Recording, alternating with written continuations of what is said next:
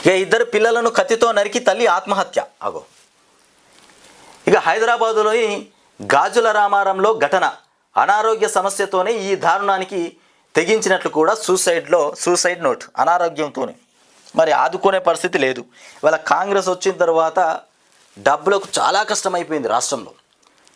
ఎవరిని అడిగినా అప్పుబుట్టనటువంటి పరిస్థితి. అట్లాంటి సరికి ఇద్దరు పిల్లలను కొబ్బరి బోండాల కత్తితో మొత్తానికి కొబ్బరి బోండాల కత్తితో నరికి చంపిందంట.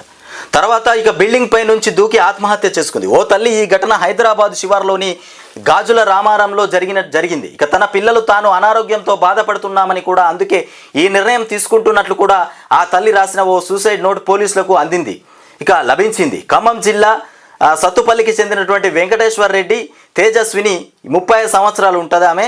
మొత్తానికి దంపతులకు హర్షిత్ 11, ఆశీష్ వచ్చేసి 7 సంవత్సరాలు అనే ఇద్దరు కుమారులు. ఈ కుటుంబం 4 ఏళ్ల కింద జీవనోపాధి కోసం హైదరాబాద్కు వచ్చింది. గాజుల రామారం బాలాజీ లేఅవుట్లోని ఇక సహస్ర మహేష్ హైట్స్ అపార్ట్మెంట్లో నివసిస్తున్నారు.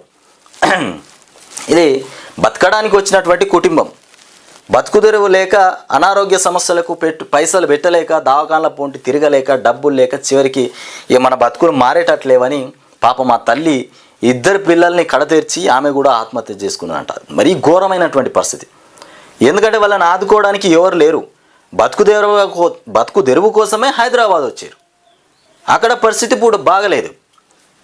కూలి చేసుకుంటే కానీ ఇంట్లో పూట గడవనటువంటి పరిస్థితి. పిల్లల్ని చదివించాలి. హైదరాబాద్ అంటే అక్కడ 20,000 30,000 వచ్చినా సరిపోవు. రెంటే 5-6 వేలు ఉంటుంది. ఎట్లా బతకాలి?